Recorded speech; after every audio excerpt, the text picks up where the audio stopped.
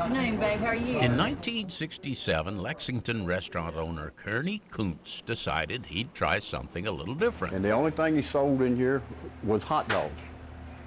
And on Friday and Saturday evening, there'd be 2 lines from that window out there all the way to the street. You could get 6 hot dogs for $1. $8.44, sweetie. Prices have gone up since then, but people still line up for the plump, juicy dogs. They make other sandwiches, but the hot dog is still the favorite. We make homemade chili. We don't buy packing house chili. We make it myself. And we make our own slaw. We don't buy any of that from packing house.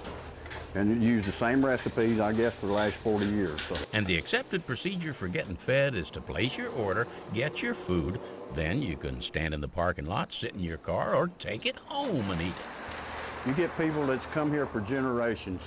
You'll get somebody come up and says, well, I remember when I was a little boy and I couldn't reach the counter. Mama and them bring me up here. Now they come in with their youngins. They leave town, they come back for visit. A lot of people come by and tell us they remember when they were kids and they used to live in town over here and how they used to get 6 for $1. And that's good food. That's good food. Good food. Been coming up here for years. In a town where barbecue restaurants are king, Kearney's is a little different. A place where the food is good and the customers are outstanding. Roy Ackland, Fox 8 News. What I usually do walking up is give a whistle and then tap. Bill Abbey is knocking on doors and canvassing the neighborhood. If she doesn't come out, then she's probably sitting tight. Doors on this side. Since the early 80s, Bill has monitored the bluebird population at Tanglewood Park. We got babies. They call me the songbird habitat coordinator here, otherwise known as the Bluebird Man. This year, there are lots of fuzzy little bluebird babies scattered all over the park. Like to leave them out too long. But that wasn't always the case. Before he came here, there were very few nesting boxes to be found. Close her back up, and Mom will come back here. First couple, 3 years, about 25, and then went up to 40, and we have 65 boxes right now. And this particular one right here has some birds in it. It was way back in 1990 when I first met Bill, and his hard work was just beginning to show results. I came up, and here came the baby, head sticking out, taking its first look at the world, looked at me about like that, you know?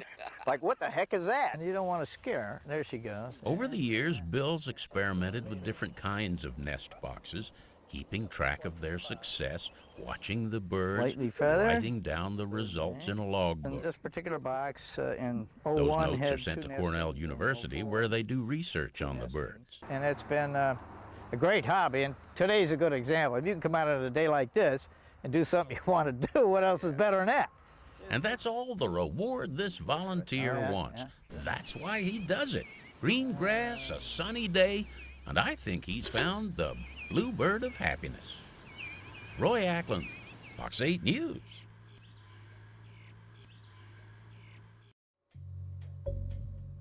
Jerapa Henricks takes the culinary art to the extreme. People said, oh my God, how you do that? I said, I don't even know why I can do it. She turns ordinary vegetables and fruit into things of beauty. This is the carrot here, and this is daikon, and this is the American red radish. Yeah, I think all of this, this is my favorite. Oh, I like this best, I really do. Yeah. When you see her artworks in person, it's easy to understand why people are so impressed.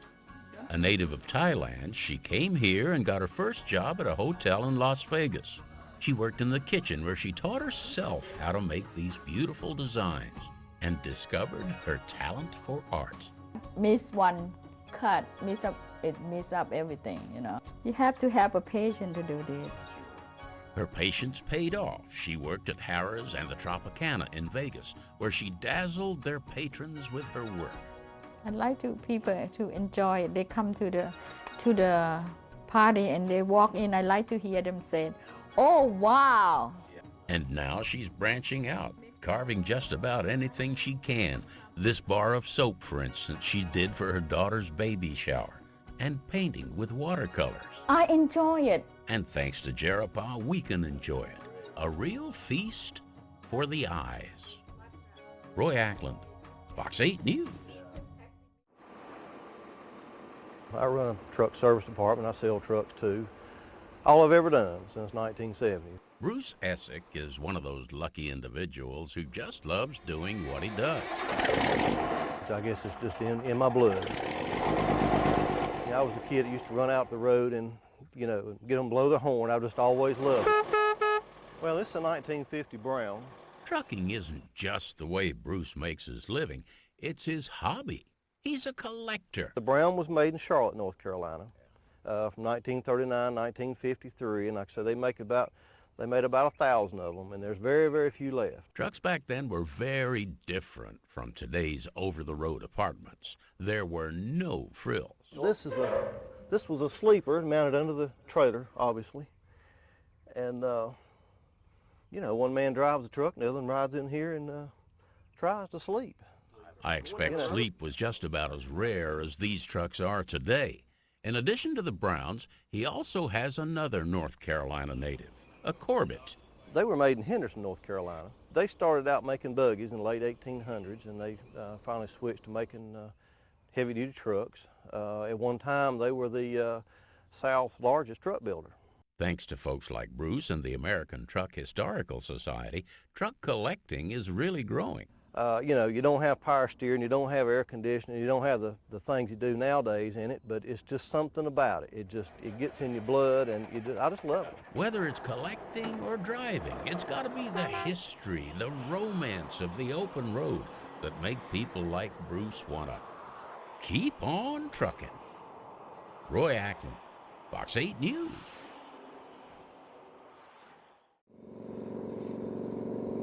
When I was about 5, I got the motorcycle bug from a neighbor who come up on, the only thing I remember is it being a red and white Harley, and he allowed me to twist the throttle.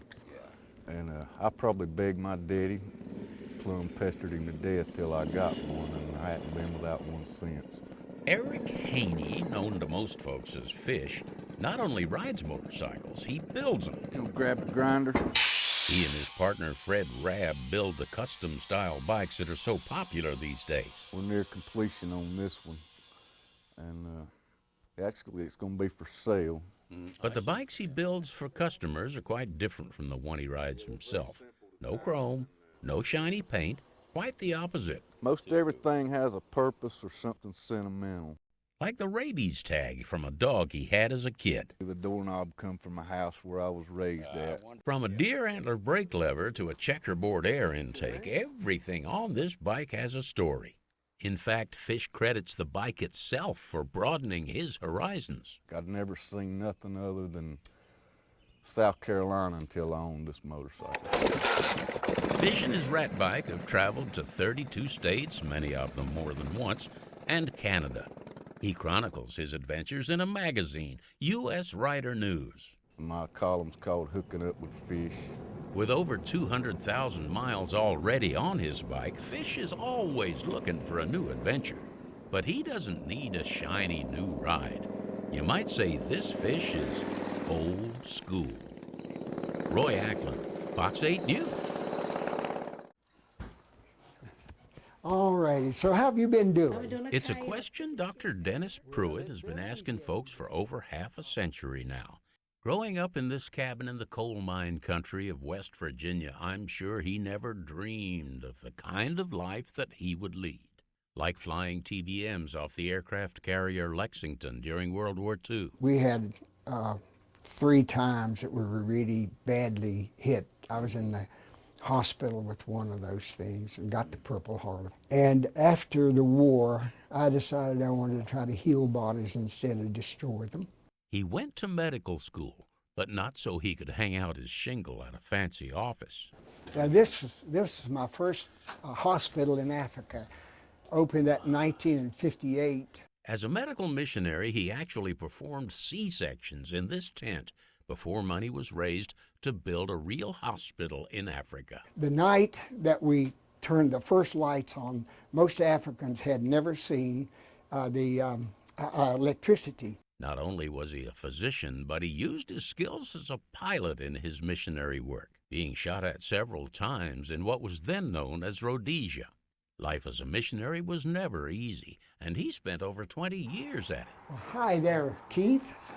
How are you, sir? Wonderful. How are you doing? Well, good. Now in his 80s, he has a successful private practice in Winston-Salem, much of the proceeds going to the missions that he helped originate. And I won't have any fortune when I die. I never planned to.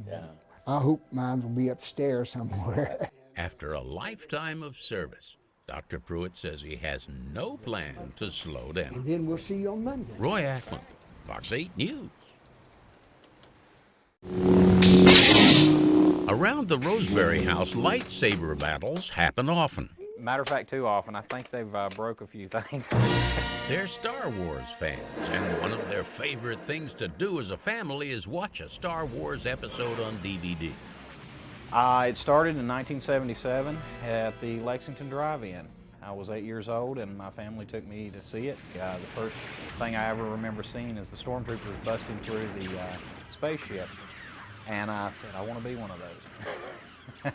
But it would be a long time, a couple of decades, before his dream of being a Star Wars trooper could come true. He came across an organization known as the 501st Legion, made up of people from all over the world who wore the trooper's uniform in order to raise money for charities. But he had a problem, a big problem. The costumes made for stormtroopers are typically for someone who's 180 pounds and about 5 foot 10 inches tall. I'm 5'8", 280 pounds. We're doomed. And unfortunately, it would be a tight squeeze. Do what must be done. So what he did, after a great deal of research into technology and techniques involved, was make himself a stormtrooper's uniform. A lot of time and effort, 5 months for the helmet alone, 13 months total for the entire project, and I have the world's only fat guy stormtrooper suit. And the suit is very authentic.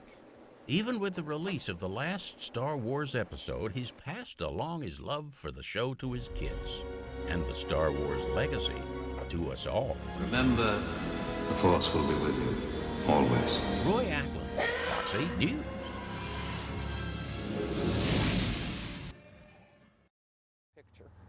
No, right. It's truly awesome. Different varieties, different shapes of flowers. I've got some that people look at and say, well, that isn't a rose. Well, it is, but it's something they've never seen before. Right. Kathy Tindell raises roses. Not just any roses, but old roses, antique roses. Take a sniff. Anything bred before 1867 is an antique or an old garden rose. Kathy runs Heaven Sent Roses in Pufftown. Here you'll find roses you won't find anywhere else. I've got 4 varieties that I am the only nursery in the country that has them. Old roses grow from their own roots, unlike the hybrid tea rose that is actually grafted to rootstock. Kathy's got lots of old roses. I've lost count, to be real honest with you, Roy. I've lost count, but last count I had just over 450 different varieties in the garden. All different sizes, shapes, colors, and yes, even smells. They're all different. Some are described as spicy or fruity fragrances. Kathy's always loved roses. She grew them in Chicago before she moved here in the 80s. Where the growing season is considerably longer, which means she can grow even more. Because from here, you start playing with them in late February, and you go until late frost. I've had roses on the table just before Christmas. And this time of the year, her garden grows spectacularly. You might say everything's coming up roses. Roy Ackland, Fox 8 News. His favorite on the sofa. Rascal the cat, along with his mother and sister, were adopted together by Gwen and Chris Dorsett. They're all indoor cats. And the females are very content to be indoor cats. But he's always wanted to go out, but it's just not safe. But helping an indoor cat find a way to spend quality time outdoors isn't easy. And we tried walking him on a leash with a harness, because he's big enough for a small dog harness. Yeah. You cannot walk a cat on a leash. No, want to go walk? Come on. So they came up with a different solution. Want to go walk? Come on. Instead of taking him for a walk, she takes him for a stroll. You ready to go out? Now you're relaxing, aren't you? When we saw the stroller, I thought, well, we'll try. I was afraid he would not like it because he'd want to be out of it. But he's done really well, and he seems to really enjoy it. The stroller is just like any other, except it's made for animals with a screened-in enclosure that zips up snugly. It looks just like a regular baby stroller. Well, I actually had one neighbor lady who saw me, and she said, "Oh, I didn't know you had a baby," and came running up, and then it's a cat. So weather permitting, just about every day, Gwen and Rascal take their stroll. Oh, that was a lizard. Did you see that Rascal lizard? thinks it's the perfect way to pass some time outdoors. He loves it. Roy Ackland, Fox 8 News. There's nothing Jeff Johnston loves any more than being on the river. I don't remember not paddling. I have pictures of me when I was 8 years old in the back of the canoe, controlling the canoe. I don't remember not being on the water. Mark Bishopric started young too. Right, I paddled when I was growing up in various places throughout North Carolina. Steve Rippey started paddling as an adult and was immediately hooked on the idea of becoming an outfitter. He discussed the idea with Mark, and they solicited the advice of Jeff, the most experienced paddler. So I met with them to talk it over, give them some advice as to what the rivers were like. And his first thing he said to us was he's not interested in being a partner in our business. By the time the conversation was over, I was a partner. It's interesting that these three guys should come together in Rockingham County, where there are 3 rivers, the Smith, the Mayo, and the Dan. All 3 of those rivers have their own different look and feel to them, and they're all beautiful. And hence the name of their company, 3 Rivers Outfitters. We do everything from just giving you a shuttle to help you get on the water if you have your own boat, to guided trips where I'll go down and I'll teach you about paddling, and I'll teach you about history and fishing and run my mouth more than you probably want to know. And they also offer rides in a larger boat called a Bateaux. And they hope the folks that ride with them will learn to love the river as they do. Hope that they will leave with a respect for the river, a respect for the beauty of the rivers that are right here in the Piedmont, and will understand what a treasure they are, and leave them in that way when they leave. And once you've been out on one of these rivers, you'll be back. Roy Ackland, Fox 8 News. Polars, let's go ahead and go upriver. Upriver? That's the hard way to go. But they did it way back when, and I was lucky enough to be along with a group of folks experiencing river travel the way it was done around here 150 years ago. And this was the primary freight. This was the transportation. There were no decent roads. All the towns were settled because these boats came up and down and ran it. The boats were known as bateaux. They traveled these rivers, and all along the way, every little town had its port. Madison and Leakesville were about as far west as the bateaux went. They had to be real men, because a boat this small has going upstream probably 6,000 pounds of cargo, and a boat probably weighs about 6,000 pounds. Going downstream, they probably took 8,000. The bigger boats took anywhere up to 12,000 pounds of cargo. And they made it from Madison to the coast in 1 week's time going downstream and 2 weeks coming back. An interesting fact that Jeff told me was that these boats, even before the end of the Civil War, were captained by free blacks. The boats are an important piece of our history, and the folks at 3 Rivers Outfitters wanted to make the experience available to the public. One of our big reasons to start the Outfitters in the first place was we wanted to get people on the river. We've put hundreds and hundreds of people on the river in canoes and kayaks, but I have all these folks that say, "Oh, I want to see what you're talking about, but I can't get in a canoe." Thanks to the size of the boat, anybody that can climb on board can relax and enjoy the experience of the river. It's very easy to get out here and think that you're back in the 1800s. We're in the middle of the city and you can't tell it. Cruising up the river in a boat powered by push poles. In a bateau, being up the creek without a paddle is the only way to go. Roy Ackland, Fox 8 News. The sign on the door of Ken Brown's home office is your first hint that Ken is a career Navy man. Altogether, I was in about 23 years. He spent a lot of time on boats while in the Navy. You can tell from all the memorabilia all over his house. I guess it was inevitable that he be a military man. He dressed like one as a kid. He had an uncle who served in the Navy in World War I, and a first cousin, Gilmer Wilson, who was the first person from Stokes County to die in Korea. And it was Gilmer who inspired him to create a very special website. If this is a site you first click on, that's what you're going to get. What began as a memorial to his first cousin soon became something much bigger. And I said, well, I'll just do the whole Stokes County. Get everybody from Stokes County. And then Korea War, and then I got to Vietnam, and I got World War II and won. And I said, why not the Civil War? So Civil War took the longest though.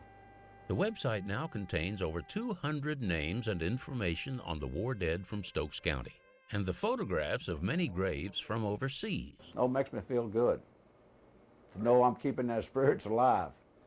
I want the world to look and see this, and it's on the search engines now, and people can see this all over the world and see the heroes from Stokes County we got, that they gave their life, you know, for our freedom.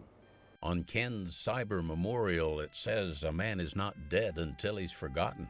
In that case, Stokes County heroes will live on. Roy Ackland, Fox 8 News.